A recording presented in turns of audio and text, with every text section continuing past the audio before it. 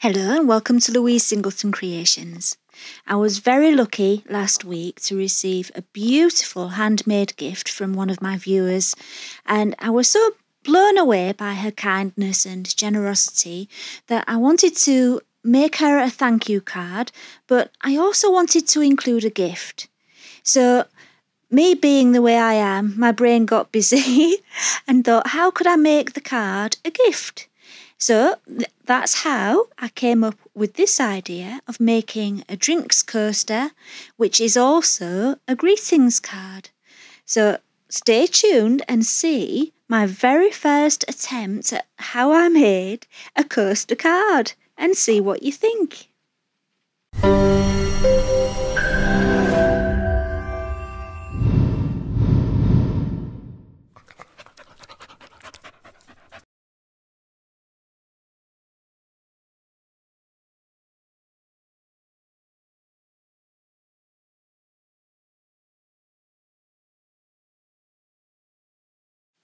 I wanted to apply mica powder to the edges of my coaster mould before adding the resin. I just prefer that way of adding colour to the edges rather than doing it afterwards, because when you do it afterwards then you've got to seal it and all of that.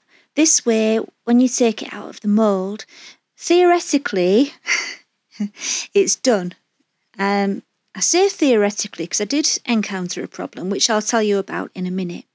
But what I'm doing here is just covering the base of the mould with some masking tape, which doesn't really stick on very well, but it doesn't really matter. It's just there to protect the mould from excess mica powder going all over it. I'm using copper mica powder from Arteza. I decided on that colour because it matches the text, which is going to go in a little bit later on. I'm using a soft paintbrush, a dry paintbrush. You don't need to put anything else on it. You just dip the dry brush into the mica powder and apply it all around the edges of the mould. I did find out afterwards, which was a little bit too late to find out, that it would have worked a heck of a lot better if I just held the mould vertically instead of laying it flat, and then it wouldn't have just gone all over the place. But hey ho, you learn these things as you go along, don't you? And anyway, if I'd have done it like that, you wouldn't have been able to see what I was doing, would you? I really do like this method. However, I did encounter an issue. This mould has been used lots and lots of times already, and through general wear and tear, there was slight damage on the edges, and I hadn't realised. So there were little spots on the sides of that mould where the mica powder just wouldn't stick, and so my finished coaster did end up with some patches with the copper mica powder missing, which was a shame, but it's one of those things you learn as you go along. Now what I'm doing is just using some water with some dish soap in, just on my brush to clean off any excess that found its way onto the mould. And I found that adding the dish soap really helps to remove it rather than just using water. Right, now for the text. I've printed out my message on some transparency film, which is for laser printers. So I printed it out on my laser printer, and now I'm just adding some copper heat transfer foil over that text with the silver side down. And then I'm going to be just putting it through the laminator, and then it sets the copper onto wherever there is black on there, and I end up with a lovely shiny message. Unfortunately, this won't work if you have an inkjet printer. You won't be able to do the foiling technique, but you would be able to print it out however you want to print it out, then seal it before it goes in the resin. This can go straight in the resin, but if you're using an inkjet printer, it needs sealing either with some spray varnish or in a laminating pouch before it goes in the resin. Here I'm putting the transparency film into position where I want it to be positioned in the coaster. So it's back to front because the bottom will be the top, if that makes sense. And I'm just making marks where I want to cut on each corner of the coaster, and then I'm just going to draw a line along the complicated wiggly edge, and then I know exactly where to cut out. I wanted this layer to fit inside the coaster mould exactly because it would keep it in the correct position if it was the exact same size. And also then when you view it from the front, you won't see the edges of the transparency film. Sometimes when you're using acetate or this kind of transparency film, you can, even though it's completely transparent, when it's in resin, you can still see the edge of it. And I don't really like that. So I've made it exactly the same size. And it did need a little bit of tweaking when I cut it out to make sure it did fit in there snugly, but not too big and not too small. But I got there, and I'm glad I did it that way because in the finished piece, you can't see the edges. Then I cut it out with scissors, but I didn't cut out the left-hand side where the spine of the card will be. I left about 1.5 inches there. Here I'm just making 2 marks where the spine of the card will be, so right at the edge of the coaster, and I'm going to score between those 2 marks so that I can fold the transparency film. I'm using my scoring board and an old tool that I had for clay, and it was just kind of sharp enough, pointed enough without being sharp to make a decent score in the transparency film. I just didn't want to go through the transparency film, but I wanted to score it enough so that it would bend, because it was a bit tricky to bend. But once I'd scored it and I could smooth it down on a flat surface, it was absolutely fine. So the flap that I'm creating here will stand up at like a 90-degree angle once it's in the mould. So it should be kind of stiff enough to stay in position and not flop around all over the place. Sorry, I'm getting the giggles. Yeah, so that flap's going to stand up 90 degrees, and yeah, self-explanatory really.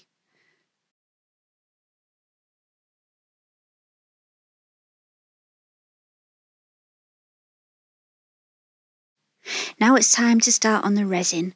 I've mixed up my resin, and because the bottom of the coaster, as you see it now, is actually going to be the top, I'm using my heat-resistant resin.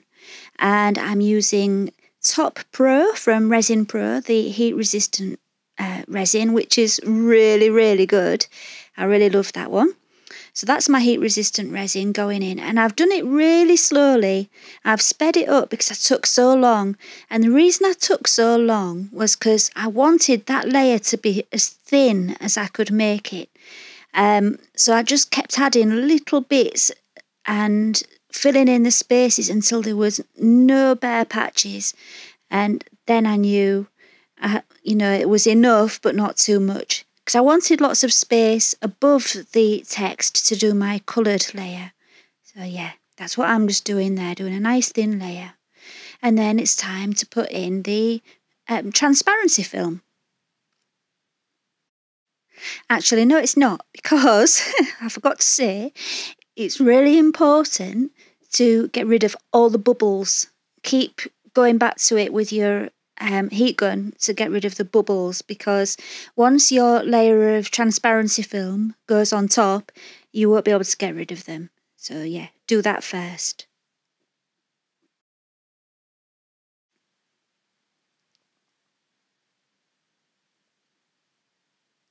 Right, the resin's in, and it's time to put in my transparency film, and it's fairly straightforward. Try to do it at an angle and go down gradually so that you don't trap too much air in there. You will trap air in there, but try to not trap too much because it'll just make life difficult for you. So once you've got that laid down flat, you will notice, because it's transparent, it's really easy to see where you've got patches of air, and you need to chase them out. It is like chasing them because they kind of run away, and you've got to chase after them and catch them and make them go out the edges. But yeah, you need to do that with any little patches of air that have been trapped. But do be careful because you've got your printed text on there and you don't want to be rubbing it off.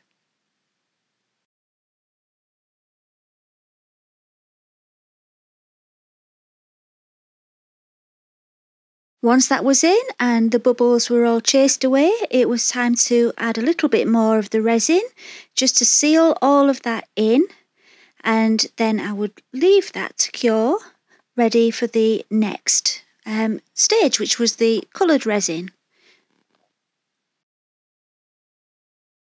After it had been curing for about an hour, I decided I wanted to add some crushed glass to the top. And so I've got my little glass pieces from Hobbycraft, those are, and they're really good. They're nice and small, so I knew the bumps weren't going to be causing a problem. And so I put those on the top while it was still a little bit, the resin was still a little bit spongy, so I knew that those pieces of glass would still stick to the resin if I pressed them down. I could have done that in the first place before, in the last little bit, but the idea occurred to me a little bit later on. So that's what I'm just doing there. It's the next day and that layer of resin has cured, and we're on to the next one. For this layer of resin, the final layer, I'm using Resin Pro Transparent resin. That's just its name. I suppose it's all transparent, but that's its name. And I'm putting it into 3 separate cups. I'm using 1 cup with clear, 1 cup with some white pigment paste, also from Resin Pro. It's the Colour Fun pigment. And the 3rd cup is going to have some alcohol ink, which is from a Copic refill. And it's my favourite colour from the Copic range, and it's like I'll have to find the number off the bottle, but it's like a reddy pink colour. It's really nice. I really wanted the text to really stand out, so I had the choice of black or white really to get the really good contrast. So I went for white, and I decided to have the clear in between the pinky red and the white, so that all the 3 could merge together without the white merging into the red, if that makes sense. I think it does. I don't know. I didn't want a kind of pastel-y pink. I wanted the red to gradually merge through that clear and meet the white, rather than the white and the red mixing together. And it worked, so I was happy about that. Okay, let's see how this turned out. It was quite exciting because when you're doing something and it's upside down, you just don't know what the front's going to look like. You can peep through the back a little bit, but not get a really good idea. So here we go. Let's have a look. So here you can see that, like I said, the pink and the white managed to keep separate, but you still got the graduated effect of the pink getting lighter because of that clear in the middle. So I was happy about that. It's one of those things, it's sometimes hard to capture on camera how something looks. But you might be able to see, there's 2 things I want to point out. The patchiness around the edges where I mentioned the mould had been damaged in the past. So I wasn't really all that happy with that. So I would really recommend you use a new mould for this kind of thing. Also, if you just saw just then, as it catches the light, the transparency film, I think, might have been a little bit tight in there, and it warped a little bit. It was kind of bumpy. So although the surface of the coaster is perfectly flat, the transparency film inside was a little bit wiggly, and you can see it as it catches the light. So just be careful when you're making it fit the coaster that it's not too snug, because it will warp within the coaster mould. Yeah. This is my first time, so you're seeing me trying out an idea for the first time. And with everything, after your first attempt, you discover what will work and what won't work. And I did discover that. So I've just cut out a piece of thick cardboard, same size as the coaster. And then I'm just doing the same thing again with some blue paper. Actually, it's not paper, it's like a thin card, which I can just cut out with my scissors. If I was doing this again, another thing I've learned was cutting out that top shape all the time was just too fiddly. I think next time what I would do is I would make the back of the card straight at the top and just not have any card behind the top of the coaster. I think that's what I would do. I would just cut along and cut that wiggly bit off. And to make sure the coaster lays flat, maybe put a couple of coaster pads under the part of the coaster that doesn't have cardboard behind it. So yeah, it does look really good, making the back of the card exactly the same size and shape as the coaster, but it was a lot of work. I'm not going to lie. Now, because it's a coaster, I wanted the back to be waterproof, and if I'd have had some, I would have just used sticky backed plastic, Fablon type stuff. But I didn't have any. However, I did have some adhesive film, to go through my printer, and so I thought, well, that will do. And if it's the one that's for my printer, I might as well print on it. So I did a little bit of printing on the back. It's not essential, I just decided to do it just because I knew that film would go through the printer. And I'm going to cover the back of the card with that film, and then it will be nice and waterproof in case there's any spillages on the table. One thing I would say though is, if you decided to do a similar thing to what I'm doing here, put an extra sheet of clear film over the top of the printed film, because it did start to scratch off. That's one thing I learned from this whole experience. Right, that's the front and the back complete, and now all that is left to do is to stick them together. And I'm using double-sided tape here just to make sure it's a good strong bond. And then I will cover all of the flap up and the back of the card up with the blue layer, which I am just going to attach with glue stick. I like to be able to reposition it, so I didn't want to use double-sided tape. I needed to be able to slide the blue layer around. So I could have used PVA glue, but I find that when you're using that on paper or card, it gets too wet and starts to distort. So I love to use glue stick because you can reposition it, but it doesn't make the card or the paper too wet. The final step was to tidy up the edges and help them to blend with the front of the coaster, and so I used a copper coloured pen and just coloured in all the edges. I made a template and printed out a box for the card, and if you're watching the ad-free version of this through Patreon, just look in the attachments and you will have the free download of this box template. Okay, let's see how this card turned out. Despite the things I said I would change, I really still love it. I love the simplicity of it.